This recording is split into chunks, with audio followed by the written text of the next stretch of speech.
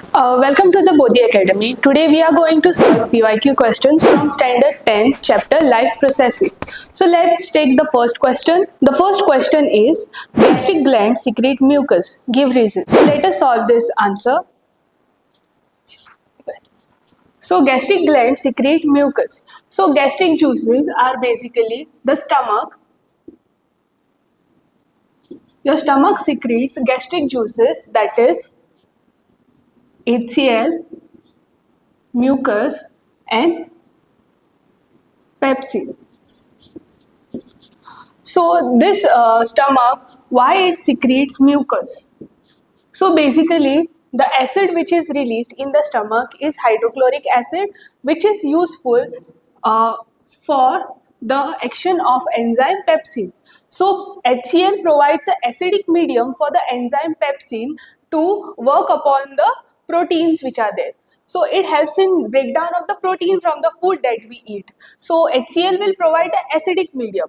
As our stomach is made up of muscle tissues, so there is a fear that the HCl will corrode that muscle tissues or cause damage to those tissues. That is why a protective layer of mucus is secreted in the stomach to protect the inner lining of the stomach from acid under normal conditions. So now let's move to the second question. The second question is, why are villi present in the inner lining of the small intestine? So what are villi? Basically, villi are finger-like projections which are present inside the small intestine. So basically, if this is your small intestine, villi are like finger-like projections which are there present in the inner lining of the small intestine.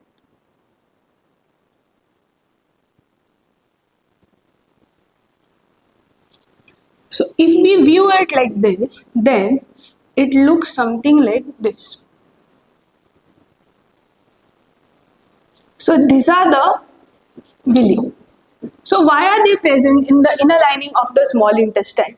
Basically, if villi are not present, what will happen is, it will look something like this.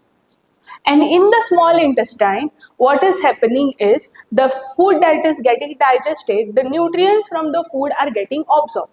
So absorption is happening in the small intestine. So what does this villi do is, they are supplied with blood capillaries. So basically this villi will help in increasing the surface area for absorption. If we compare this and this, the surface area over here is more compared to a small intestine without villi. So villi, what it will do is, it will help in the absorption of the nutrients, and then due to as it is supplied with blood capillaries, then after absorption the nutrient will be taken up in the blood and then it will be transported throughout the body. So that is why villi are present in the inner lining of the small intestine. So the third question, we can control the urge to urinate. Give reason. So urine is basically stored in a muscular organ called as the urinary bladder. So a human excretory system consists of a pair of kidneys, ureter, and then the urinary bladder. So the bladder which is there, it is a muscular organ. It is made up of muscle cells. So it will be under our nervous control. Hence we can control the urge to urinate. That is, we can control when to urinate and when we have to control the urge. So that is why, because the bladder which is there, it is made up of muscle cells, we can control the urge to urinate. So the fourth question, draw the diagram of open and closed stomata and label chloroplast and guard cell. So let us draw the diagram.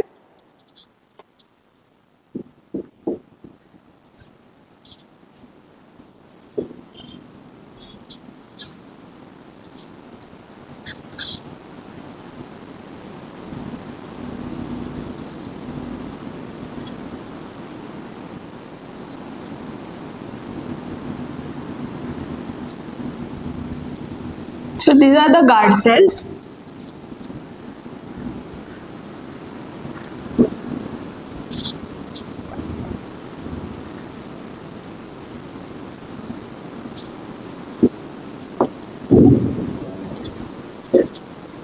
This is the stomatal pore.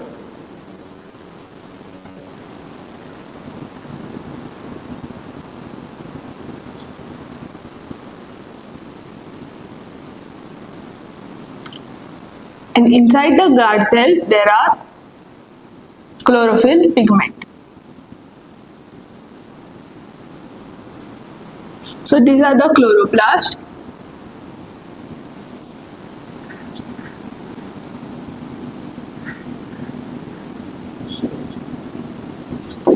So this is our open stomatal pore, as the guard cells here are turgid. They are not shrinking. So when the guard cells are turgid, then the stomatal pore will open. So hence this is a diagram of open stomatal pore. Then let's draw the closed stomatal pore.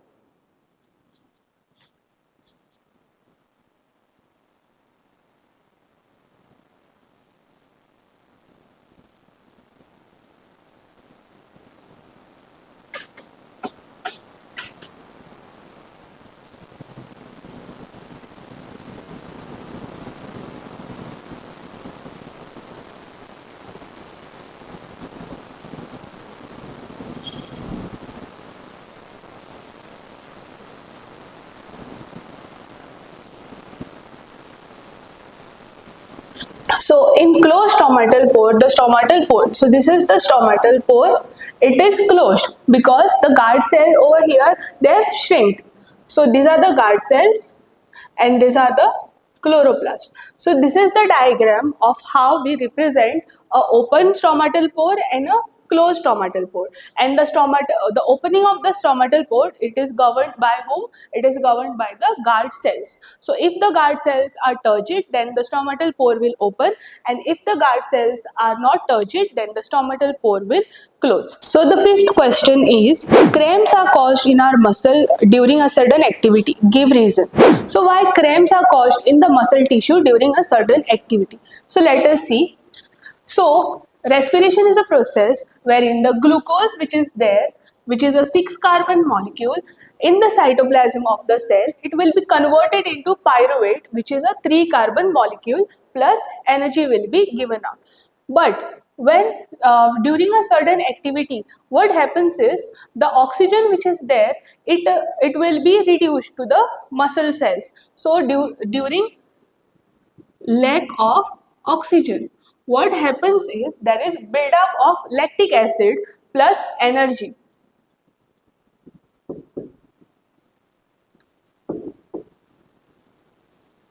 And the buildup of this lactic acid in the muscle tissues causes cramps during certain activity. So this is basically because of, during the respiration process, because of a certain activity which we perform, what happens is there is lack of oxygen, and when there is lack of oxygen to the muscle tissues, what happens is there is buildup of lactic acid in the muscle tissues plus the energy is given. So the lactic acid buildup will cause the cramps in the muscles. So this is the reason for the cause of cramps during certain activity. So the sixth question is, draw a neat label diagram of human excretory system and label kidney and the urinary bladder. So let us draw.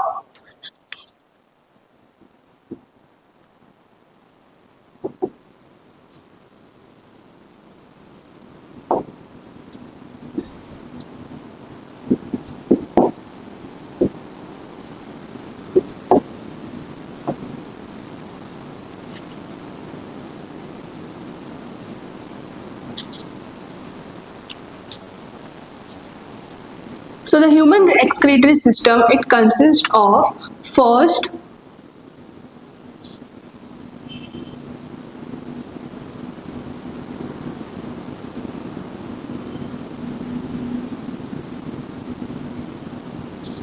this is the vein, renal vein, then the aorta,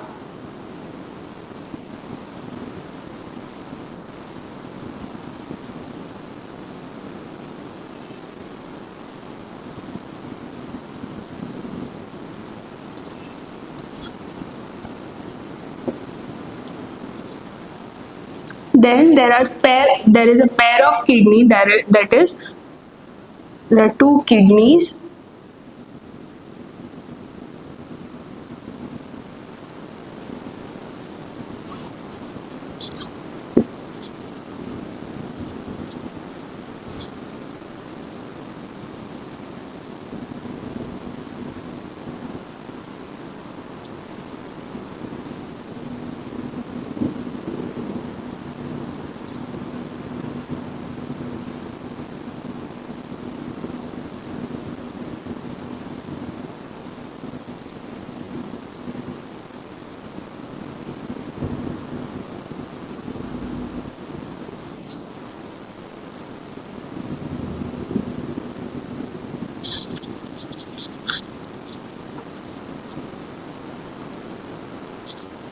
So this is how the human excretory system looks. That is, this is the renal vein, the aorta, then a pair of kidneys, ureter, then urinary bladder, and this is the urethra, the opening of the bladder.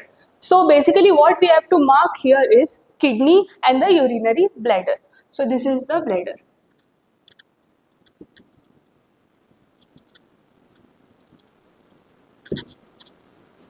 So the seventh question, state any two events which occurs in the process of photosynthesis.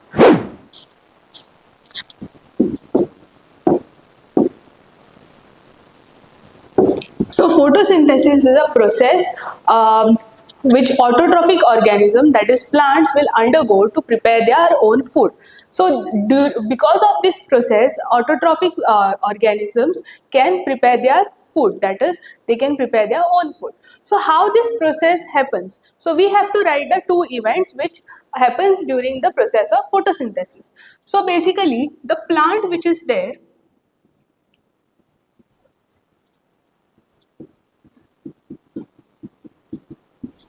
so for example, if plant which is there, it will take water from the roots.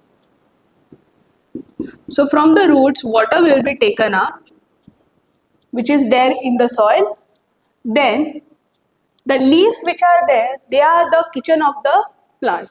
Basically, in the leaves, the process of photosynthesis occurs. So in the leaves, what is present is the pigment chlorophyll.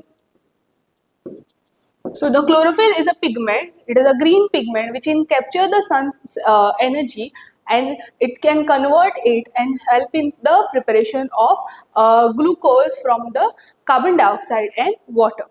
So chlorophyll pigment and in presence of sunlight. So it requires certain amount of energy that it will get from the sun. So basically what are the raw materials for the process of photosynthesis? It is water, then carbon dioxide,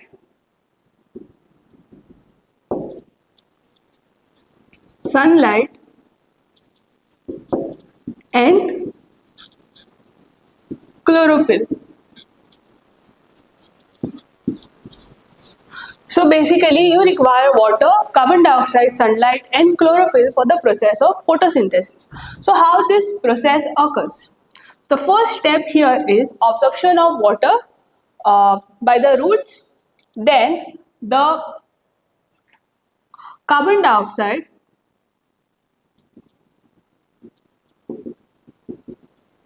plus the water which is absorbed by the plant will, in presence of chlorophyll and sunlight, will form glucose plus oxygen. So carbon dioxide will react with water in presence of chlorophyll and sunlight. So chlorophyll is a pigment which will capture the sun's energy and will help in preparation of glucose, and then oxygen will be released. So this is how the process of photosynthesis occurs in autotrophic organism, that is basically in plants. So the eighth question is, state the function of stomata during the process of photosynthesis. So we know that the process of photosynthesis takes place in the leaf. So the leaf will consist of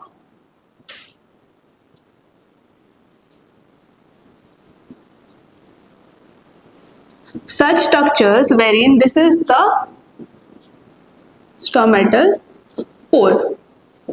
So during the process of photosynthesis, what happens is carbon dioxide is taken in and oxygen is released. So this happens through this pathway, that is the stomatal pore. So the stomatal pore will allow the carbon dioxide to enter. Then this carbon dioxide will react with water in presence of chlorophyll and sunlight to produce starch, that is glucose plus oxygen. So the oxygen which is there, it is a byproduct of the process of photosynthesis. Then this oxygen has to be released out of the plant body, which will be done through this pore. So then after the process of photosynthesis, oxygen will be released. So the main function of the stomata is exchange of gases, that is taking in carbon dioxide and giving out of oxygen. So this is how the stomata will perform the function of exchange of gases during the process of photosynthesis. The next question is, state the function of nephron.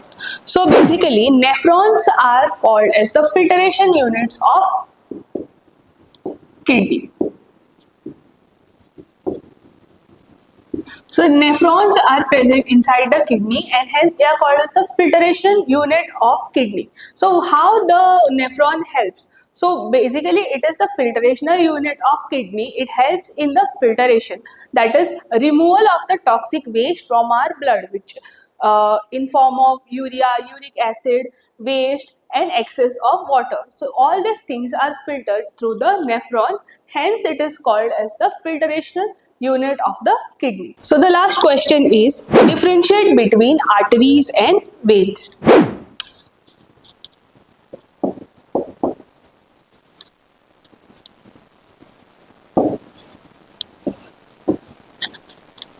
So arteries and veins are the main blood vessel in the human circulatory system. So what arteries do and what veins do? So arteries basically it carries oxygenated blood and veins carry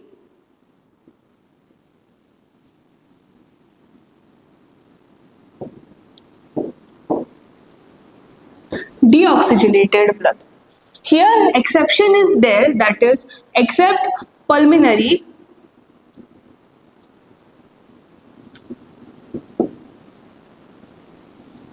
artery. So pulmonary artery is the artery that goes from the heart to the lung. So this is the artery which will carry, this is the only artery which will carry deoxygenated blood.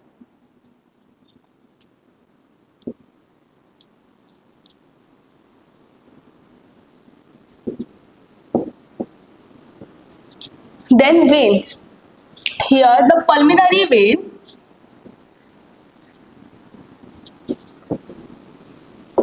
so this is exception in veins, that is all veins will carry deoxygenated blood, but only pulmonary vein which comes from the lungs to the heart back will carry the oxygenated blood.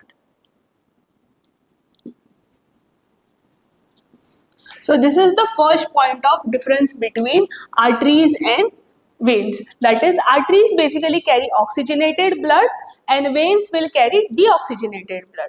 But only pulmonary artery will carry deoxygenated blood and pulmonary vein will carry oxygenated blood.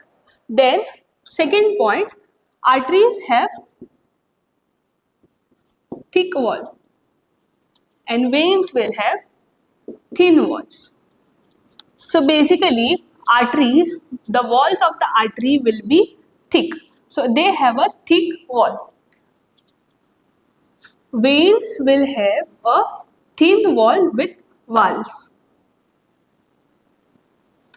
Because see, in arteries they carry oxygenated blood and oxygenated blood moves under pressure, hence it has to have thick walls. But veins they carry deoxygenated blood and hence they will have thin wall because the blood flow is not under pressure, and here valves are present so that the blood will not flow backwards because it is deoxygenated blood, so it should not flow backwards, so that is why they will help valves. So this is the main difference between arteries and veins. That is, arteries will carry oxygenated blood, veins carry deoxygenated blood, arteries have thick wall and veins will have thin walls. So thank you for watching today's video. Please don't forget to like, comment, share and subscribe to the Bodhi Academy.